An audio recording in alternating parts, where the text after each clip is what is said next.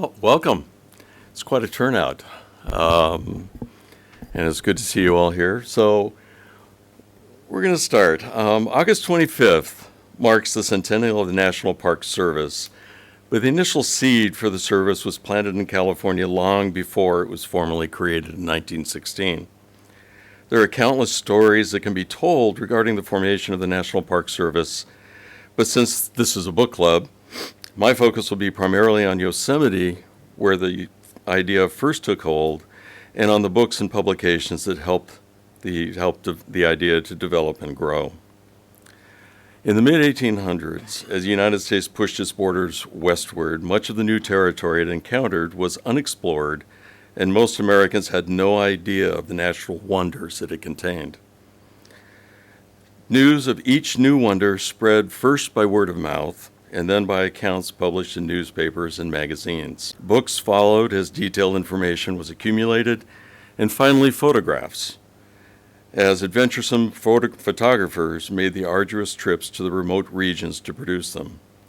In those days of wet plate photography, creating images of natural scenery was an extremely difficult and labor-intensive task.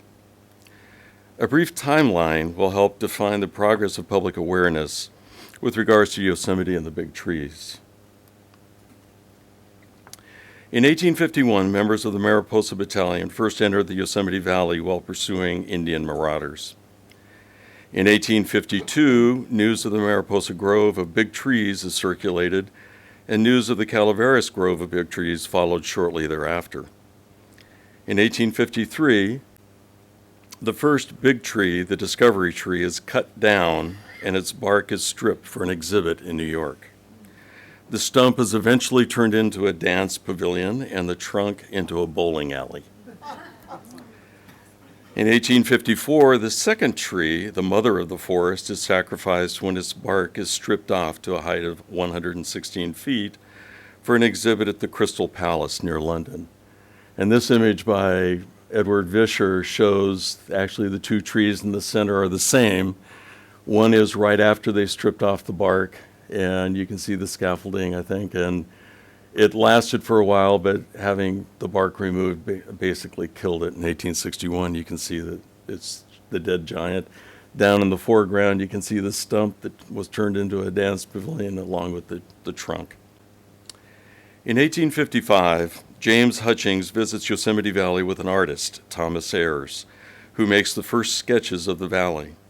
Later that year, Hutchings publishes a lithograph, The Yosemite Falls by Ayres, the first published image of the valley. In 1859, Hutchings again visits the valley, this time with a photographer, Charles Weed, who takes the first photographs of the valley. And there's an article in the Yosemite Nature Notes that would lend support to the fact that this particular image was the first photograph that he took when he entered the valley, or the first one that he took when he was there. In 1861, Carleton Watkins photographs the Yosemite Valley using multiple formats, including his newly developed Mammoth plate, which measured roughly 18 by 22 inches in size. The Mammoth plate format was unprecedented and created quite a public stir. Nothing like it had been seen before, and as we shall soon see, Watkins introduced this new format at precisely the right time. As word spread about the incredible wonders of Yosemite Valley and the groves of big trees, entrepreneurs were quick to recognize the potential commercial value of these assets and were positioning themselves to exploit it. By 1862, virtually all the best sites in the valley had been claimed by preemptors, and the groves were being eyed by lumber companies and exhibitors. As the timeline demonstrates, the battle between profit and preservation had already begun, and profit struck the first blow. A group of concerned California citizens recognized the risk of unbridled development and decided to do something about it. A letter was carefully drafted to express concern regarding the preservation of the valley and the big trees, and to ask for legislation to preserve them. The letter was signed by I.W. Raymond and sent to Senator John Conness on February 20th, 1864, along with a set of Watkins' Mammoth plate photographs. The letter and the mammoth plate images made quite an impression on Connors, who quickly forwarded the request to the Commissioner of the General Land Office, Honorable J.W. Edmonds, on March 6th. The General Land Office also responded quickly, and Connors introduced the resulting bill on March 28th. The bill passed and was signed into law by President Lincoln. Aside from the protection it provided, this bill was important because the grant was given upon the express condition that the premises shall be held for public use, resort, and recreation, and shall be held inalienable for all time. Although only a few may have realized it at the time, a new and amazing natural park concept had just been born. The initial battle for the Yosemite and the big trees had been won, but the war between conservationists and developers was far from over. In the early days, trips to Yosemite and the big trees were expensive, time-consuming, and strenuous. Few people had the resources, time, and stamina to make the trip, but those who did were amazed by what they saw and anxious to tell others of their experience. As mentioned earlier, public awareness developed initially from published accounts of those who were fortunate enough to make the trip. These accounts were published in magazines such as Gleason's Pictorial, which show the big tree here, and Hutchings' California Magazine. Books such as Sade's Resources, California and Its Resources, and Hutchings' Scenes of Wonder and Curiosity. I guess the Scenes of Wonder and Curiosity, which incorporated many of Weed's initial photographs, the first photographer's woodcuts. It'd be kind of interesting to compare the woodcut versus the actual photograph, so you can see in some cases they were actually very close.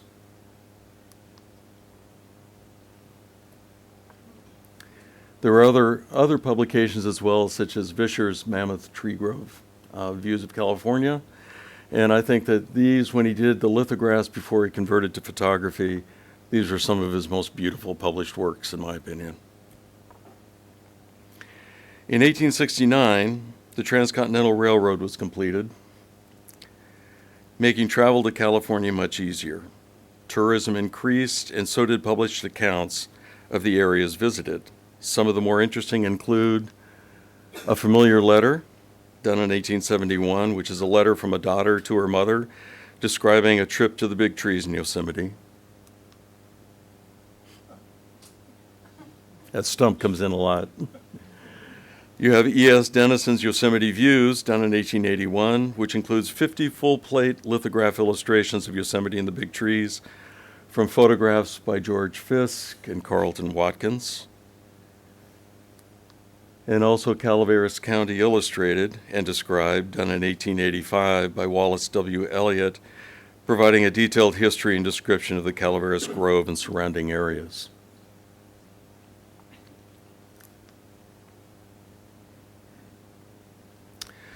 With information becoming more available, the issues of credibility began to be called into question.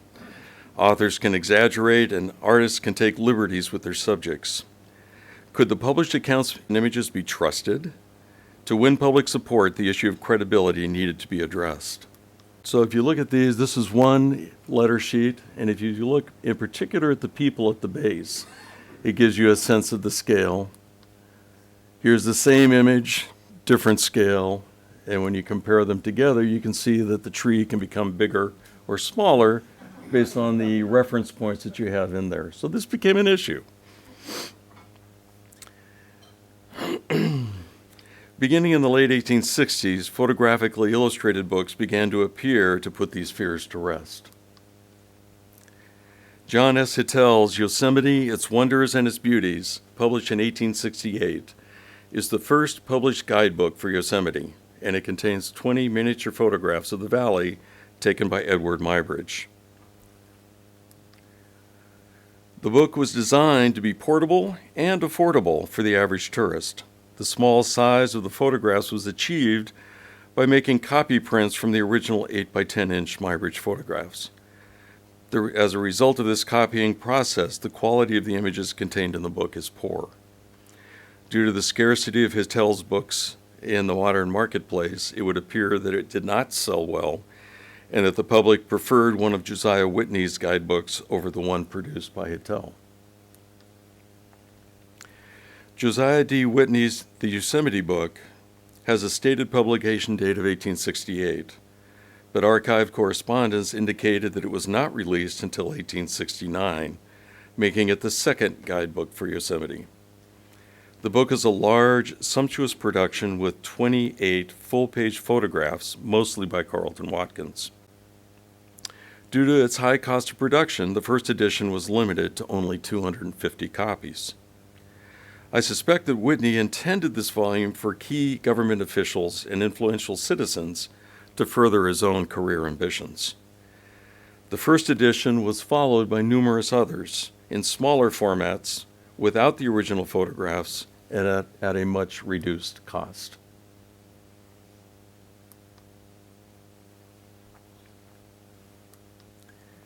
Samuel Nealon's The Wonders of Yosemite Valley and of California was first published in 1871 and went through 4 editions. The first 3 of this handsome book were illustrated with 10 stereo halves by John P. Soule, which were the same in each edition. The 4th edition contained 20 images, which vary from copy to copy. This book is also notable for the early articles taken from writings of John Muir. So this is the 4th edition, which has the colored cartouches. It's the way to tell. Thomas Houseworth's Pacific Coast Scenery was published in 1872 and contains some 200 stereo halves illustrating various aspects of California scenery, including Yosemite and the big trees. It is unparalleled as a photo document of the period.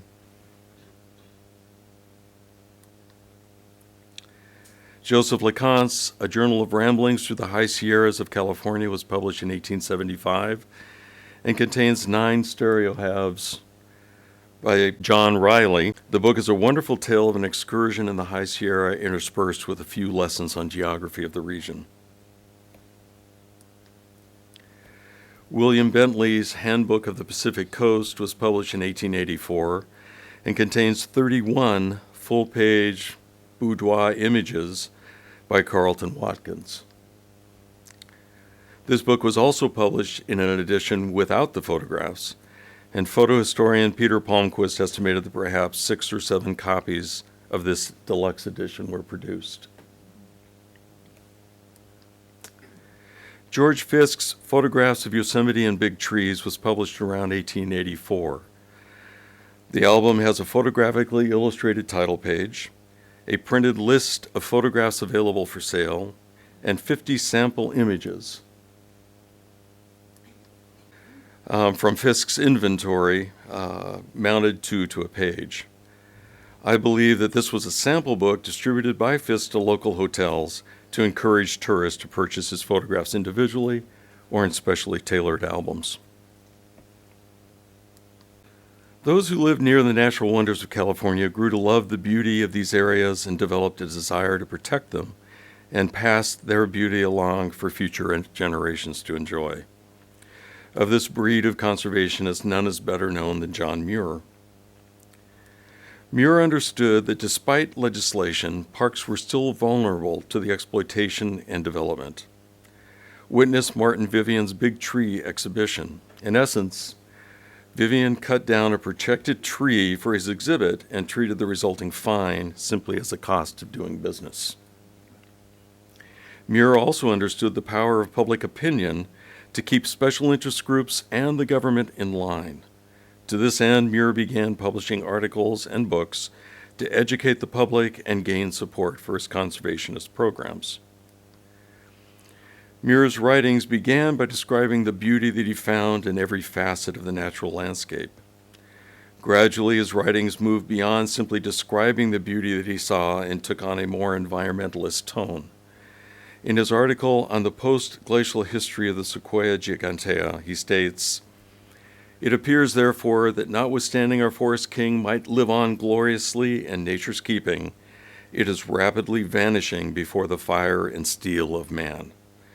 And unless protective measures be speedily invented and applied, In a few decades at the farthest, all that will be left of the Sequoia gigantea will be a few hacked and scarred monuments. In 1892, Muir founded the Sierra Club to both inform and organize environmentalists. Muir fought vigorously against the Hetch Hetchy Dam project, but lost. This loss served as a wake-up call and demonstrated the need for stronger, more effective oversight to counter the influence of special interest groups on local politicians. The stage was now set for the National Park Service. The National Park Service is largely the creation of two unlikely but very special men, Stephen Mather and Horace Albright. This was a new concept with no examples or blueprints to follow.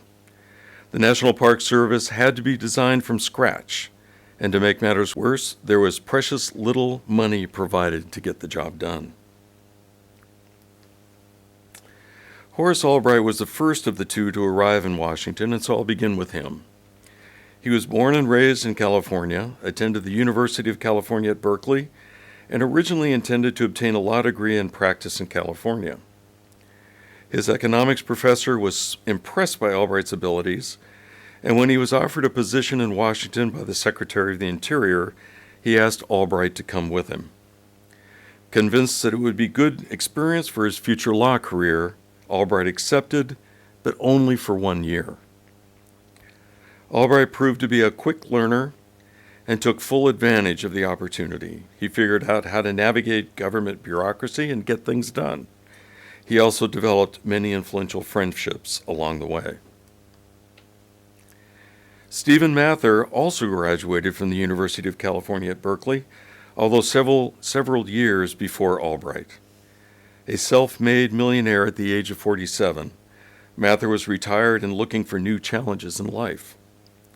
During a visit to Yosemite Valley, Mather was appalled by the poor management and condition of the park and wrote a letter of complaint to the Secretary of the Interior. The Secretary responded that if he did not like the way that it was managed, he should come to Washington and manage it himself. Intrigued, Mather went to Washington to discuss the matter. He was introduced to Albright, and the more he learned about the challenges facing our parks, the more interested he became. Mather agreed to accept the Secretary's challenge, but only if Albright remained to assist him. Once again, Albright agreed to put his law career on hold, but only for a year. The Mather-Albright team proved to be extraordinarily successful. Mather provided the vision, drive, connections, money, and enthusiasm. Albright contributed excellent organizational skills, government knowledge, and a growing list of influential friendships. Mather fully understood the importance of public awareness and support, and in an early publication he states, another picture, "The nation is richer in natural scenery of the first order than any other nation, but it does not know it.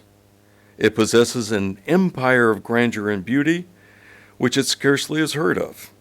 It owns the most inspiring playgrounds and the best equipped nature schools in the world, and is serenely ignorant of the fact." Mather immediately embarked on a massive public relations program that included a number of different elements. Mather's Mountain Party, he invited government and community leaders and editors and publishers to accompany him on a camping trip to experience the parks firsthand. The trip was meticulously planned and catered and proved to be a resounding success. The trip earned him the support of many influential decision-makers and a great deal of free publicity in support for his plans. A series of government publications were produced, including the National Parks Portfolio, designed to educate the public about our parks and to encourage their use.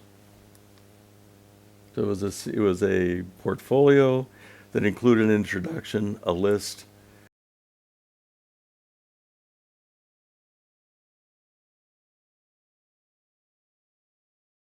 charged by many influential magazines with wide distribution, such as the Saturday Evening Post and the National Geographic magazine.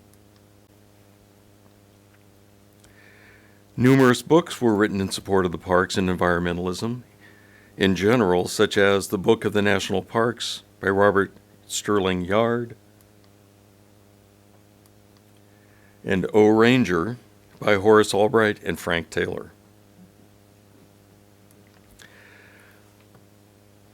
Mather had immense charisma, energy, and drive, but was prone to push himself too hard, resulting in mental fatigue and the need to take time off to recuperate. Fortunately, Albright was able to step in and to keep things moving during Mather's absence. They proved to be the perfect team for the job, and on August 25, 1916, while Mather was recuperating from mental fatigue, the National Park Service was officially created. The first annual report for the service was prepared in 1917 by Albright as the acting director of the National Park Service. And this series of annual reports, which now are very difficult to come across, actually came from the collection of Francis Farquhar, who was deeply involved with the Sierra Club and with the National Park Service. Other volumes came out, were signed by Stephen Mather once he returned. And this is the inscription from the first annual report created by Horace Albright when he took over as director of the National Park Service. The number of visitors to our national parks continued to grow, generating increasing numbers of supporters and watchdogs for their continued preservation. This added support allowed the battleground to shift from protecting existing parks to the creation of new ones. As before, photography continued to play an important role in the development of our national park system. Individual photographers may have changed, but the goal of using photography to promote public awareness and support for the parks remained the same. Many new photographers deserve mention, but I will close with one of my favorites, Ansel Adams, perhaps the best known of all modern-day photographers. In 1933, Walter Starr Jr., a close friend of Adams, died in a hiking accident. He was in the process of preparing a guidebook for the John Muir Trail, which is nearly completed, and that his father took over and actually did complete. In 1937, after completing the guide, Walter Starr Sr. approached Adams to produce a memorial book for his son. Ansel accepted and immediately began work on the book.